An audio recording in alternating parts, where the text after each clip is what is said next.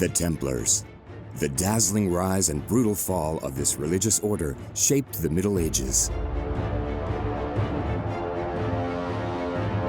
To demonstrate their incredible political, economic, and religious power, the Templars constructed exceptional buildings throughout the Christian world, in the Holy Land, but above all, in Europe. Fortifications, churches, castles. Their countless innovative structures spanned from the hearts of Western cities to the remote countryside. The entire architecture reflects the paradoxical image of the Templars, who were both priests and warriors.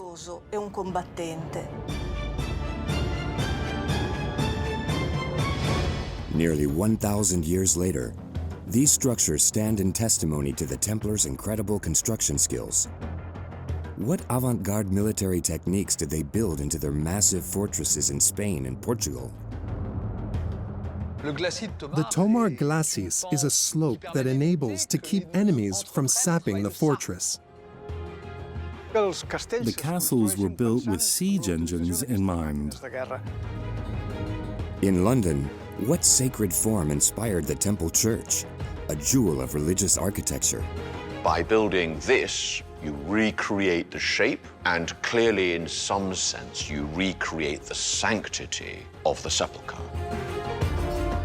In Paris, they built a small independent city, an impressive wall, and a monumental keep.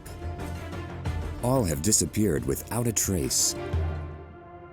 The famous Temple Keep was an extremely powerful and symbolic monument. It was simply massive.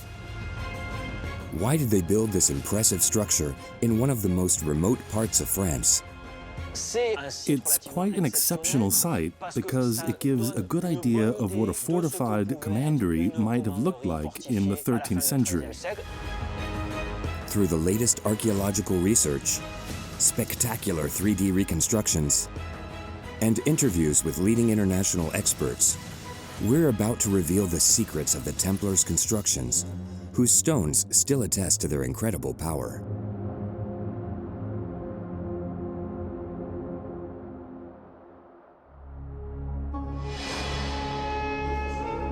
Jerusalem. It was here in 1120 that a handful of knights created the Order of the Knights Templar.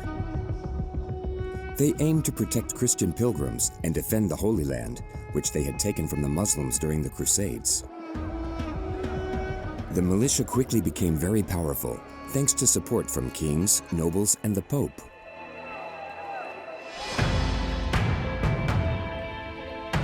Donations of land, castles, and money flooded in from all over Europe. And within a few decades, the Knights Templar found themselves in possession of significant assets. They were constantly adding to their holdings, covering the Western world with military and religious buildings, all symbols of their power.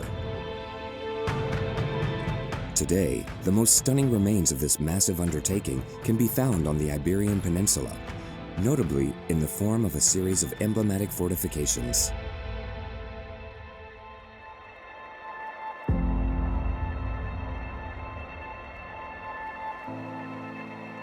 Contrary to common belief, most of the Templars' castles were not built in the Holy Land itself,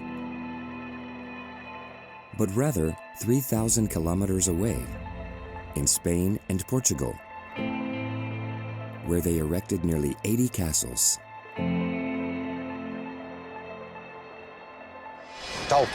Like the Holy Land, Spain was the setting of a conflict between Christians and Muslims, and castles played an essential role in defending the population. In medieval times, the Iberian Peninsula was a borderland where the north belonged to the Christian kingdoms, while the middle and the south belonged to the Muslim states, which were originally much more powerful. The conquest was gradually moving farther and farther south, allowing Christian states to grow and expand over time.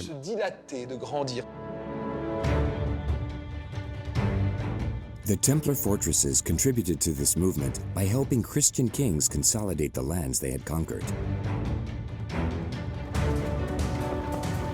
In the Templar province of Portugal, the arrival of Gualdim País in 1156 marked the start of a new era in military construction. Ha combattuto per 5 anni in Terra Santa. He spent 5 years fighting all across the Holy Land, where he had the opportunity to learn about the techniques used by the Muslims and the Crusaders. Dei musulmani che quelli appunto dei crociati. Poi tornato maestro del tempio. When he returned as the temple master of the province of Portugal, he began to introduce all manner of military and architectural innovations. Through an unprecedented construction program, he created a spectacular, unparalleled network of castles. It is in Tomar, the seat of the Templar province of Portugal, that the most impressive example of these fortifications can be found.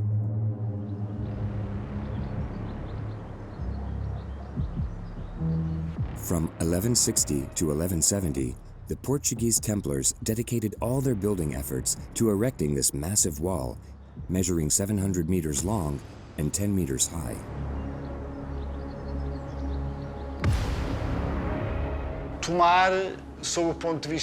From a military perspective, Tomar became the Templars' most important fortification because of a series of military structures that were relatively new to the territory of Portugal.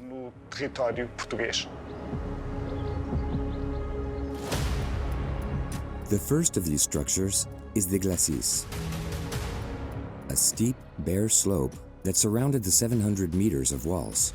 The glacis of Tomar Castle is really immense. It surrounds the entire structure, the whole castle, and it's extremely high. The result of a colossal construction site, it's the largest Templar glacis in Portugal.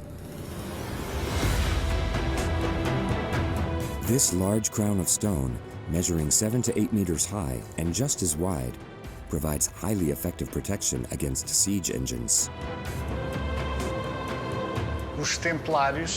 When the Templars came into contact with the Latin East, they discovered that the Muslim powers had developed a highly sophisticated technique of sapping and mining. This technique consisted of digging a ditch protected by wooden logs all the way up to the enemy fortress. Next, they would make holes in the foundations to cause the walls to collapse, then penetrate through the breach. The slope and the perfectly interlocking stones of the glacis reinforced the stability of the walls and prevented attackers from reaching the foundations. Moreover, it guarded against any possibility for the enemies to take shelter from arrows or to approach the wall with siege engines capable of destroying the walls. It also put defenders in a better position to protect themselves by hurling projectiles that would ricochet down the slope and hit the attackers.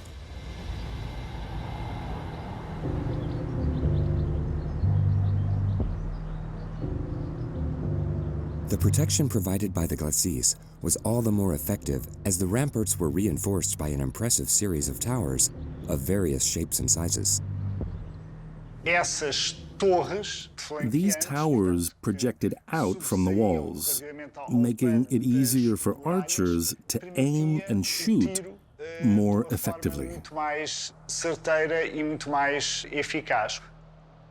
They could use the towers to attack enemies who might be trying to climb the walls and to shoot from the sides, from behind, and from above, giving them more angles to aim from. The glacis, the ramparts, and the towers already provided a significant level of protection. But in the event that an enemy managed to get through them, the Templars also had other defenses in place. A castle perched on the hilltop that featured the nerve center of the fortress. The keep. It was the first keep ever built in Portugal.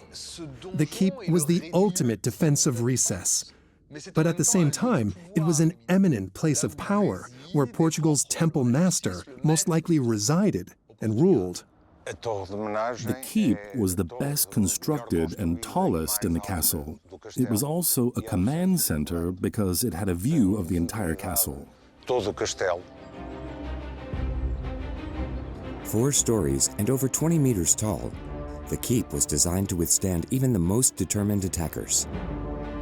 Its location overlooking the rest of the castle meant that it could defend not only the sides of the castle, but also the entrances in the inner bailey. The absence of windows or doors on the ground level meant there were no weak points for enemy attackers. In the case of an attack, they'd remove the ladder from the door, which was elevated high off the ground and therefore difficult to reach. The top of the main tower was reinforced by a wooden structure called a hoarding, which was supported by notches carved into the stones of the keep.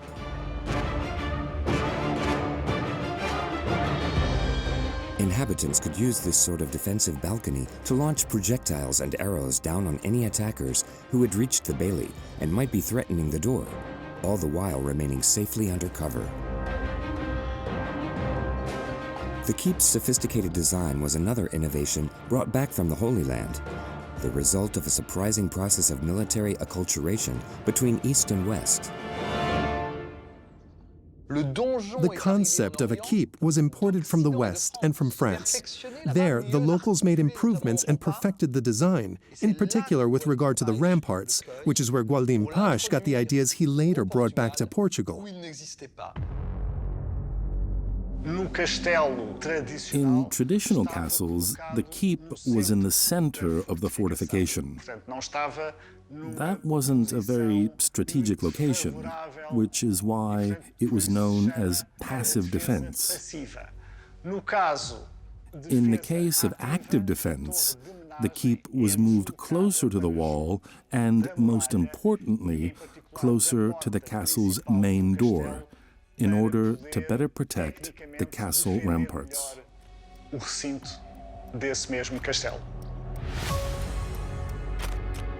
All these innovations proved to be extremely effective when the powerful Almohad army attacked the fortress in 1190. There's an inscription on Tomar Castle that describes the Muslims' attack and mentions the large number of enemy attackers. The castle was surrounded for 6 days. Everything seems to indicate that the structure built in Tomar withstood the siege of the Almohad Caliphate, or possibly that the Caliph retreated after realizing the castle was too well defended to be taken.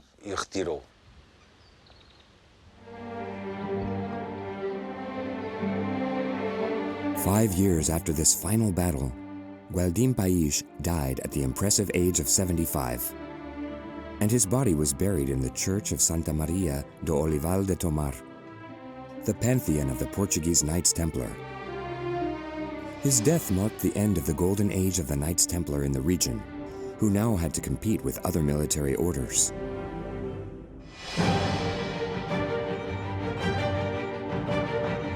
Surprisingly, 800 years later, it's not the military part that holds the most fascination for visitors, but rather the religious part, thanks to another impressive Templar construction, the church, which was built between the 12th and the 13th century. This rotunda, with its thick walls and buttresses that make it a veritable tower, is a reminder of the central role that religion played in the Templars' lives.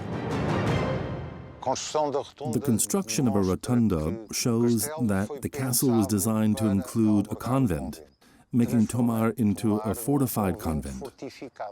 The rotunda is located at one corner of the ramparts and seems to have been designed to play a potentially defensive role as well.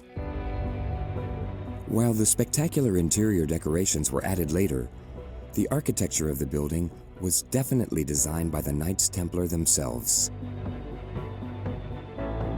Some historians believe it was meant to imitate the Templum Domini, now the Dome of the Rock in Jerusalem. a Muslim sanctuary that was turned into a church by the Crusaders. The exterior of the Tomar Rotunda has a total of 16 sides. The 16 sides correspond to the inside of the Templum Domini. And what's interesting is that the exterior of the Templum Domini is an octagon, whereas in Tomar, that octagon is found inside. Therefore, it's as if the Templars had created an opposite of the Templum Domini in this rotunda. The religious part was added onto over the centuries by the Military Order of Christ, who succeeded the Knights Templar, turning Tomar into a majestic architectural edifice, the largest set of cloisters in Europe.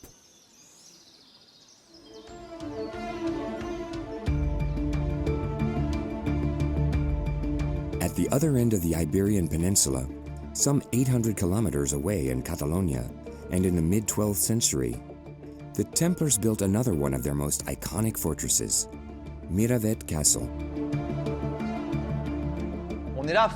This is one of the most remarkable Templar fortresses on the Iberian Peninsula, undoubtedly the best preserved from the Crown of Aragon. And it's a very good example of the massive castles the Templars were capable of building.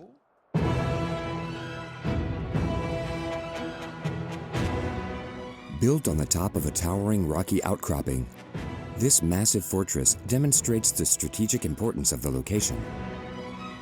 Standing on the Muslim border, Miravet was both a war zone and one of the most important Templar centers in the region, as well as a decisive control point for the river that flows at its base.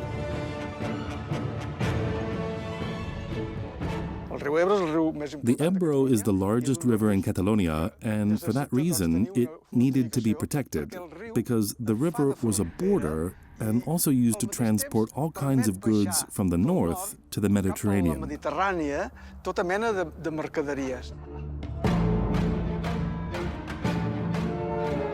For protection, this Templar site features a double wall that goes almost all the way down to the river. Naturally, it was built against the rock face that offered a highly effective natural protection. But that was not the main reason this site was chosen. What makes Miravet unique is that it was the site of a contemporary Muslim castle called a hisn that the Templars received as a gift from the King of Aragon. The design of Miravet respects the layout they inherited. The Templars used the design of the Muslim fortress, traditionally divided into 3 different spaces. The upper part, that of the Andalusian castle, was replaced by a Templar castle. The lower courtyard, where the Muslim population sought refuge in case of danger, was also preserved, as can be seen in the remains of the walls. Finally, the Muslim residential quarter was preserved throughout the Templar period, but has since disappeared. Miravet, like Tomar in Portugal, is a testimony to a unique architectural style born of the conflict between Christians and Muslims. Historians long questioned which parts were actually built by the Templars, until the archaeological dig that took place in 2010.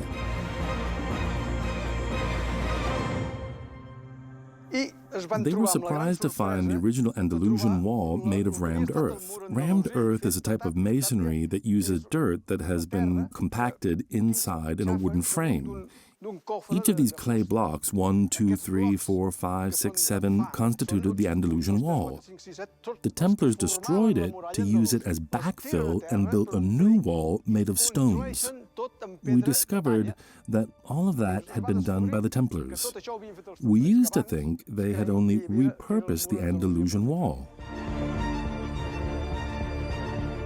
And so it was indeed the Templars who placed these perfectly carved stones, joined together in the colors of the order, black and red. They wanted to raise the Andalusian constructions to build new ones out of stone because stone was a harder, more noble material, so it was meant to represent the new feudal power in Miravet.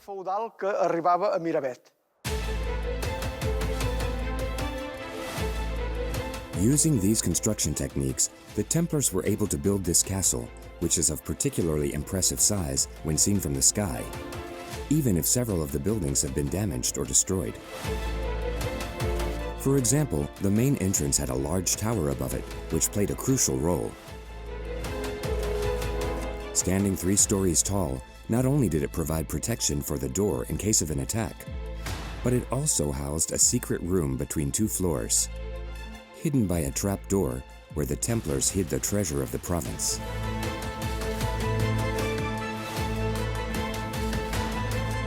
The upper wall of the castle is perfectly preserved.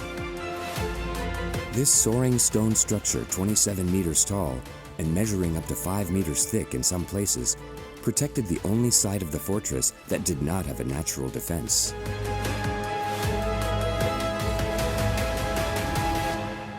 The most extraordinary part about Miravet might be the thickness of the walls. They're what made it possible to build the rooftop terraces, which are so interesting and significant at such dizzying heights. The defenders could set up siege engines on them, as was common practice in the Holy Land. These engines were used by the defenders to bombard the attackers. But the latter could also use their own to break down the walls. These 2 opposing uses clearly impacted the architecture of medieval fortifications. It meant that they had to build structures with large vaults to support the weight of these terraces where they would place their siege engines. They also had to build very thick walls to withstand the siege engines used by attackers.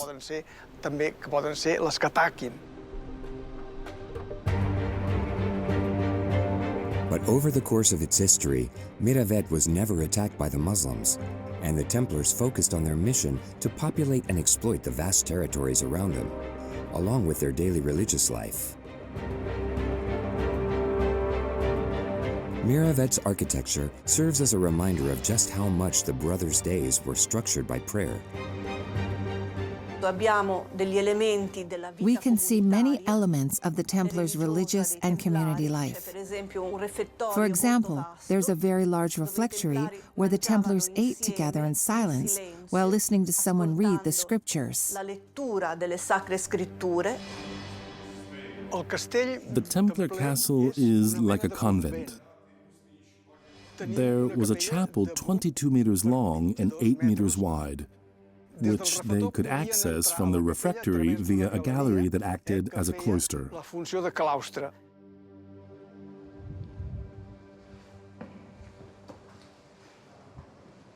For 150 years, the religious buildings outlined the days of the brothers, who lived here in peace. Until suddenly, one morning in February 1308, they had to retreat behind their walls to defend themselves against an unexpected enemy.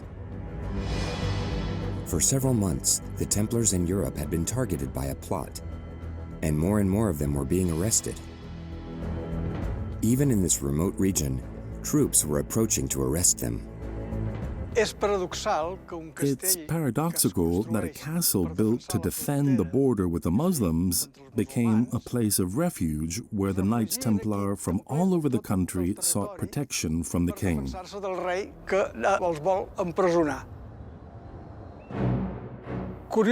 Surprisingly, the castle was still fortified, and they had weapons and siege engines in perfect working order. But this time, they would be used against the king's soldiers. The Templars resisted and even bombarded their enemy brothers with their siege engines, destroying the village at their feet. They withstood the siege for around a year, and it was only at the end, when they were exhausted, sick, and had no food or water left, that they finally decided to yield. The imprisoned Templars were finally pardoned 4 years later, after the entire Templar order had been abolished. Like most of the temple's European possessions, the Miravet fortress was given to the Knights Hospitaliers, another military order. It shows that the Templars' border fortresses in Aragon had a military value that they retained throughout their history.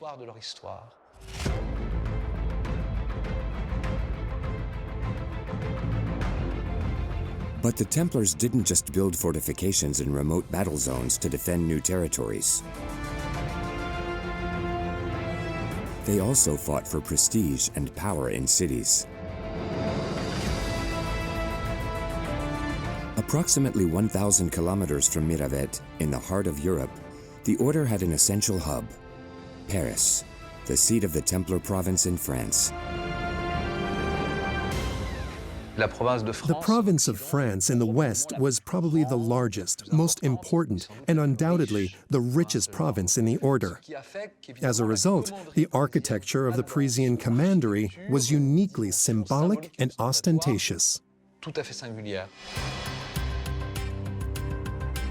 Surprisingly, historians don't know much about the Paris Temple, which had been studied very little and whose impressive buildings no longer stand today.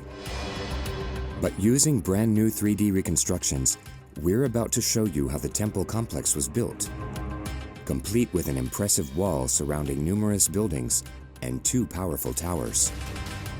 The Templars, whose main headquarters were in Jerusalem in the Holy Land, had to display just how important they were in their primary location in Western Europe.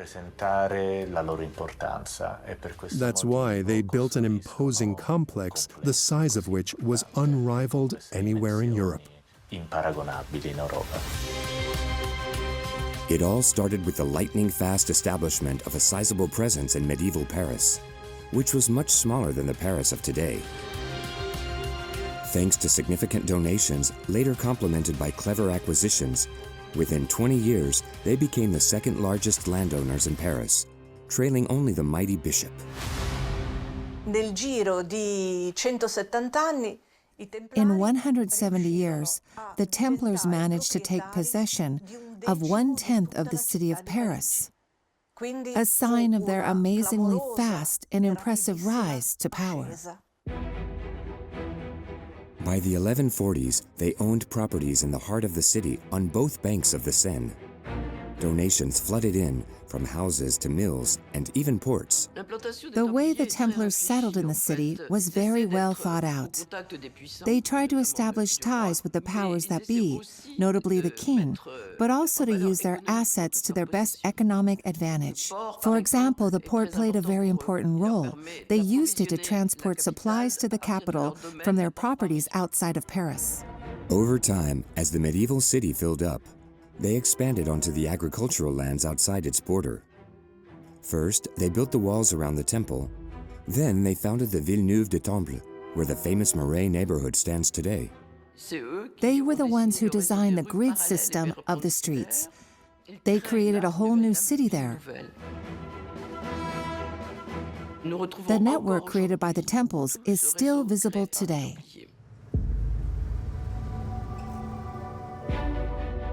Their implantation took the form of a massive temple complex built between the middle of the 12th and the end of the 13th century. The crenellated wall around it was 8 meters tall, 700 meters long, and reinforced with some dozen small towers. The entrance, which was protected by a drawbridge, was fortified by 2 towers.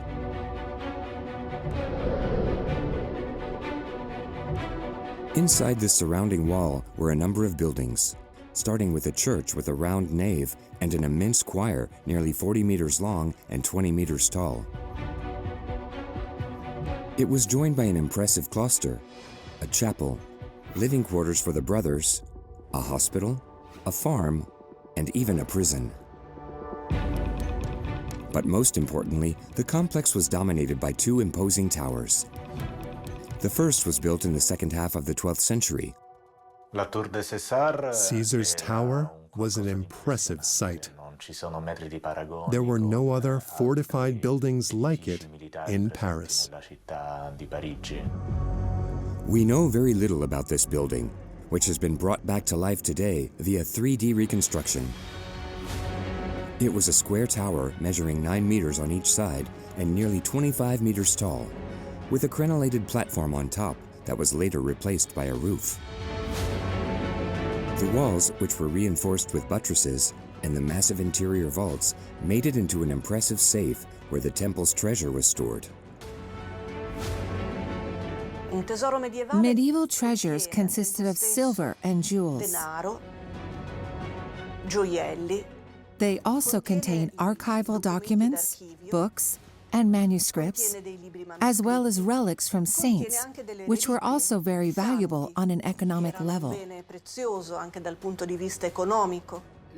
The Knights Templar received large monetary donations right from the start, not only from the king, but also from many lords, sometimes even from the Pope.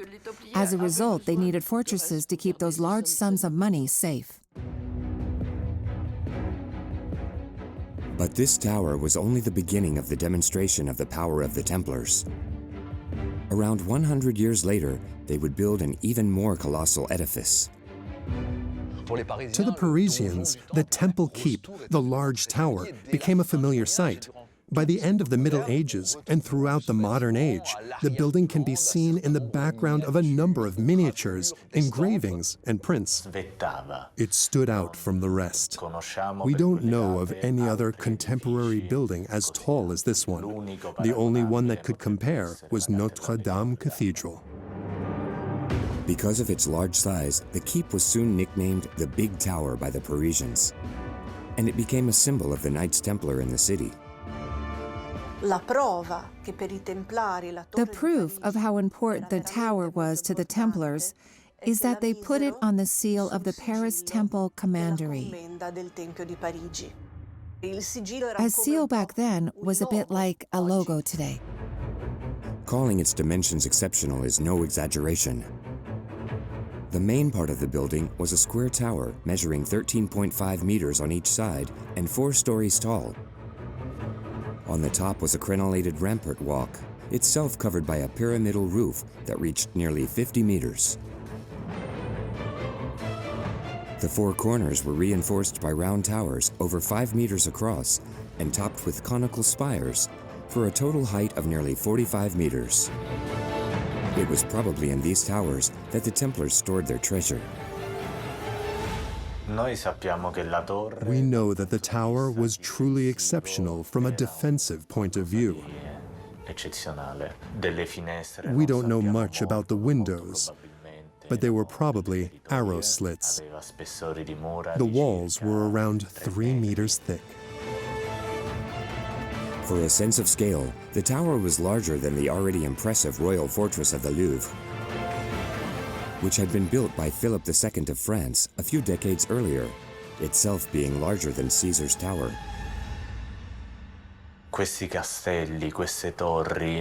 These castles and towers were a representation of the power of the people who owned and lived inside them. In the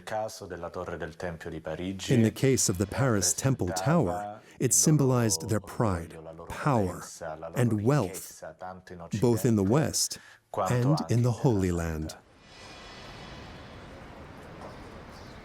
So how can one explain that these monumental edifices built by the Templars simply disappeared off the map of the French capital? The Paris Temple was marked by 2 twists of fate. In just a few years, everything changed. The arrest warrant for the Templars of the Kingdom of France, which was issued on the morning of Friday, October 13th in 1307, went into effect for Paris and the rest of the kingdom at the same time. More than 100 brothers were captured inside the temple. These arrests were followed by the torture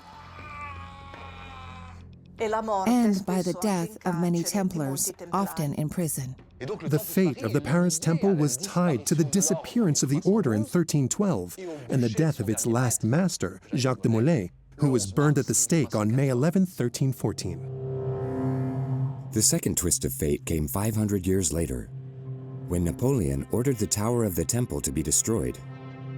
It had been used to imprison the royal family during the Revolution, and he feared that royalists would turn it into a pilgrimage site. The rest of the buildings inside the enclosure were razed over the course of the 19th century. But the building power of the Knights Templar wasn't solely expressed through these large-scale constructions. It also shaped, each day on a local and rural scale, buildings, churches, villages, and territories all over Europe.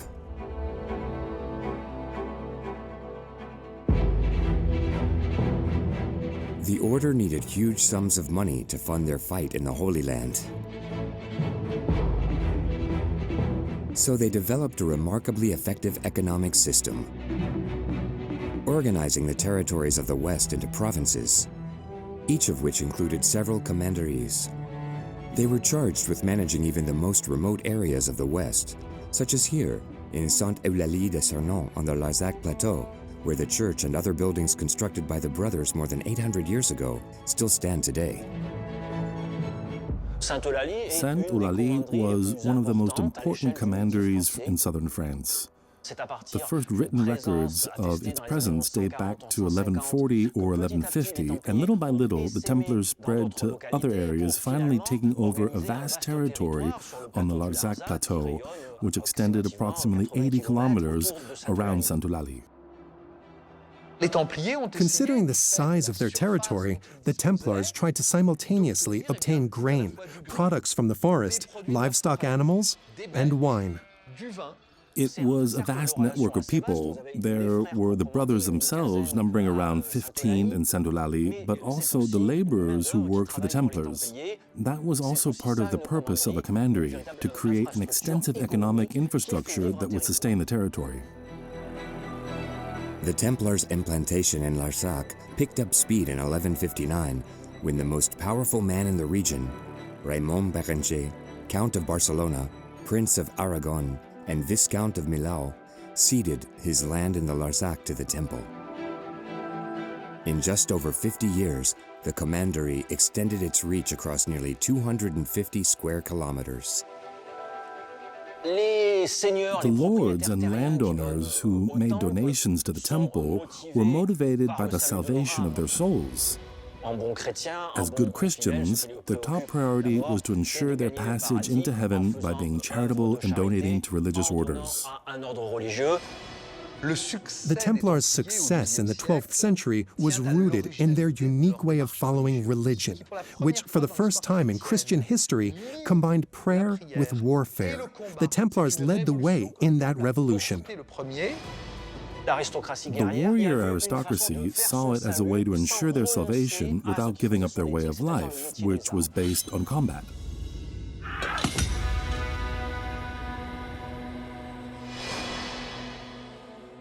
It was this religious fervor that enabled the Templars to move into La Couvertoirade, 25 kilometers from Sainte-Eulalie de Cernon in the late 1100s. The local lord gave his land to them out of love for God and to atone for his sins.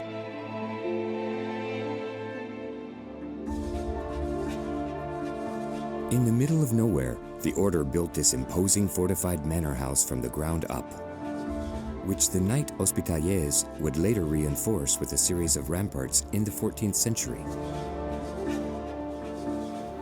It's quite an exceptional site because it gives a good idea of what a fortified commandery may have looked like in the late 13th century. What's amazing about La Couvertoirade is that it's remained in good condition and wasn't dismantled over the course of the modern era. Perched atop a rock overlooking the surrounding area, a fortified wall up to 13 meters tall, pierced with arrow slits, surrounded an imposing tower nearly 20 meters long and 9 meters wide.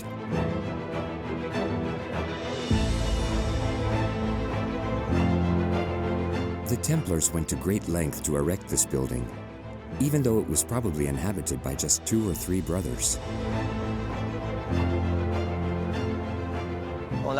They built the castle into the rock with a lot of care. The laborers who worked here at La Couvertoirade built their walls out of stones that had been carefully carved and assembled them using very hard mortar. They wanted it to be really strong and durable. The ability to build a structure like this implies considerable financial means, as well as a network of connections, meaning the ability to attract master craftsmen and workers who are qualified to build a structure like this. In the late 13th century, the castle was even more impressive than it is today. The keep was probably 2 stories higher,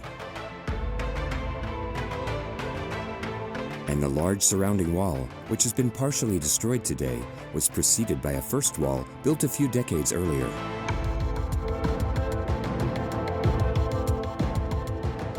The fortified manor house of La Couvertorade was there to tell the inhabitants of the region that the territory was under the power of the Knights Templar. They were the real lords of the area.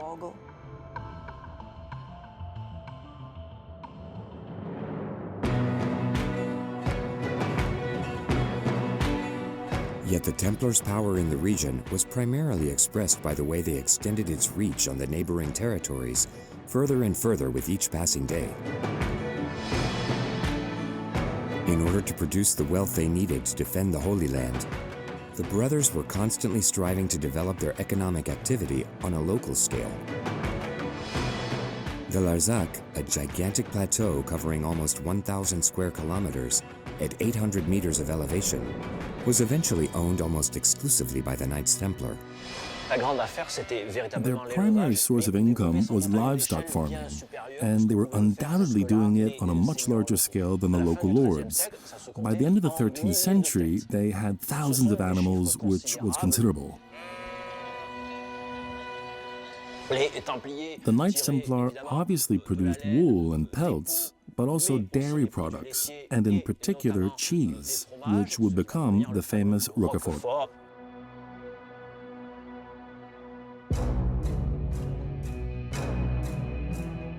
Here, as elsewhere, the brothers showed extraordinary management skills, constantly dealing in properties in order to keep adding to their already extensive holdings.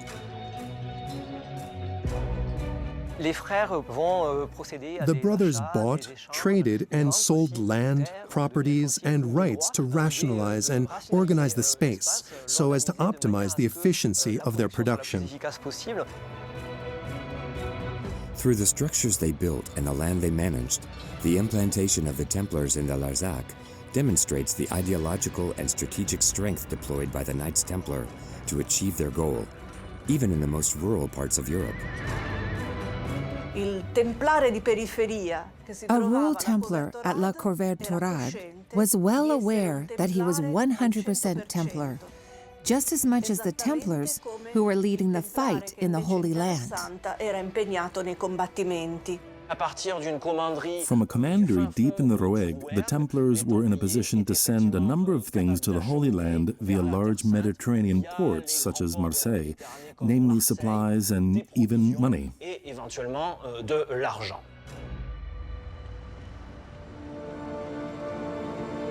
While La Couvertorade may have embodied the development of the Templars' economic power, nearly 1,000 kilometers away in London, the seat of the English province, one church served as a reminder that religion was the source of their power: the exquisite Temple Church. When it was new, this would have been the height of the newest fashion. The architects built what is the first Gothic building built in England. It would have been, by that very fact, a real statement of the Templars' arrival. Around 1160, just outside London, the Templars constructed a set of buildings covering a vast terrain, reflecting their rising power.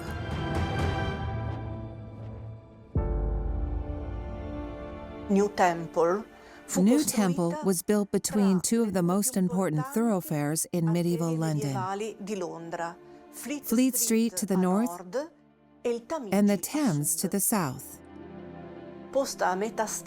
It was located at the midpoint between the Tower of London and Westminster, two major locations for the kings of England. This was, and frankly is, the best real estate in London.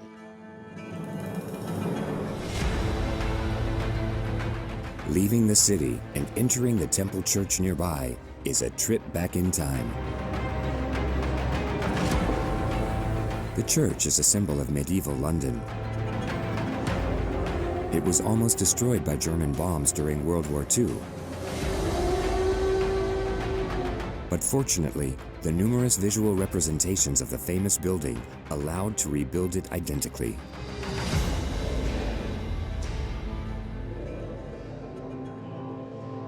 Inside the nave, 8 tombs of 13th century knights transport us back to a time when the Knights Templar and Jerusalem were powerful symbols. One of them, William Marshall, was considered the greatest knight in the world.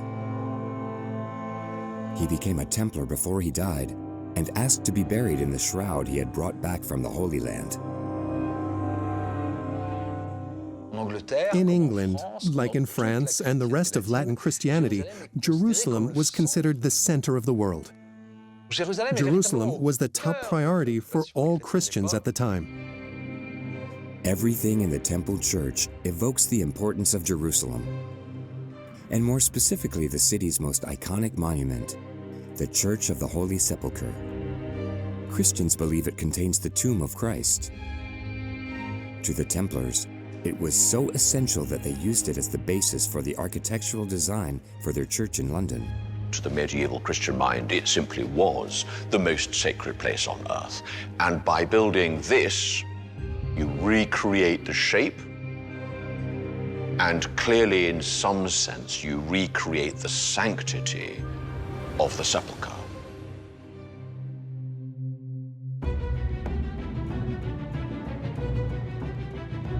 When the Templars built the Temple Church, the Crusaders in Jerusalem had just finished making an important addition to the Church of the Holy Sepulchre. The building now had the shape it has today, save from a few small modifications.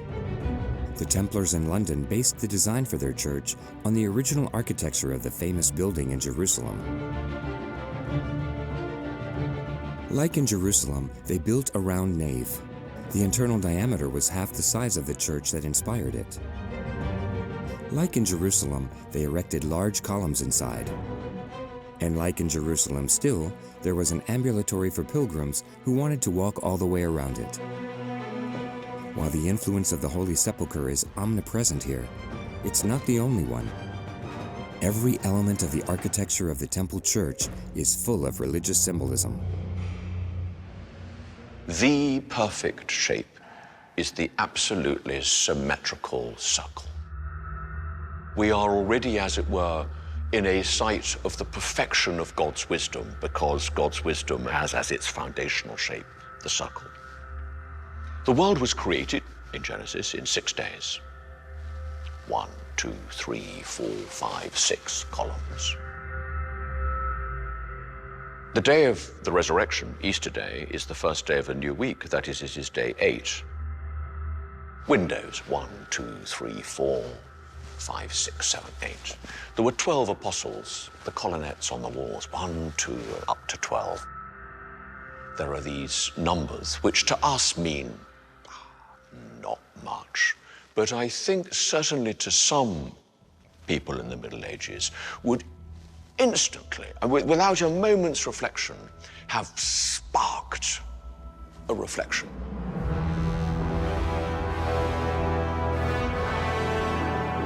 Yet in addition to religion, the architectural choices made by the Knights Templar were also intended to send a political message to the world. Visiting kings, nobles, dignitaries would be brought here. They were central to the military, political, diplomatic life of Europe. And this was, as well as being a place of devotion, a place of enormous diplomatic importance. Many different details attest to the church's prestige. The refinement of the sculptured figures, some of which still have their original colors, the wide variety of capitals finishing the columns, and the use of Purbeck marble, a noble stone with a mysterious black finish.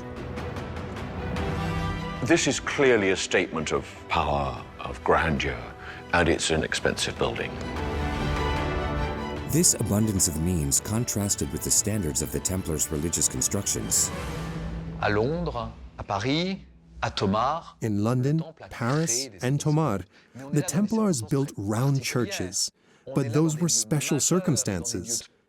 They were large sites, places of power located in the heart of 3 Templar provinces. In most locations, the buildings were rectangular and had very simple shapes borrowed from local and regional traditions. This strategy of influence had a lasting effect. At the turn of the 13th century, the Knights Templar were at the peak of their power on the English stage, holding many key positions under the ruling king. This closeness led to the construction of another majestic part of the edifice, the choir. From the early 1230s to the early 1240s, this was the Knight Templars' largest undertaking on the English temple since building the rotunda. The choir was built because of King Henry III's decision in 1231 to be buried in the temple, which inspired him to give the church substantial funds to take on this extravagant project. While the architect made sure not to exceed the size of the rotunda in height or width, so as not to overshadow its powerful symbolism, he nevertheless managed to deliver a building at the cutting edge of architectural techniques of the time. The most characteristic thing about such hall churches is that the side aisles are as high as the central aisle, so you can have these enormous windows on both sides, flooding the whole building with light. And by this stage, the Gothic architect had really, really mastered his art. Unfortunately for the Templars, the king finally decided to be buried in Westminster Abbey, leaving the rest of the cost to the religious order. 800 years after it was built, the church continues on as it did in the time of the Templars, or almost. Robin Griffith Jones, the temple master, brings this unique church back to life every day. To work in this place and to live in the temple as well is to be daily moved by the simple beauty of this church and by its significance. To imagine being in Jerusalem on a morning like this as the sun shines and the effigies lie here and the church is quiet and beautiful, yes, I do. You're right, I love it.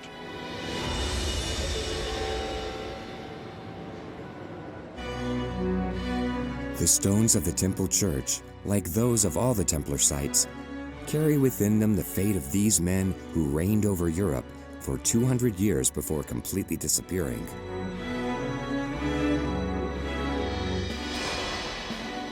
These deeply religious men and skilled builders, clever managers, and political strategists left behind architecture that is as bold and powerful as they once were.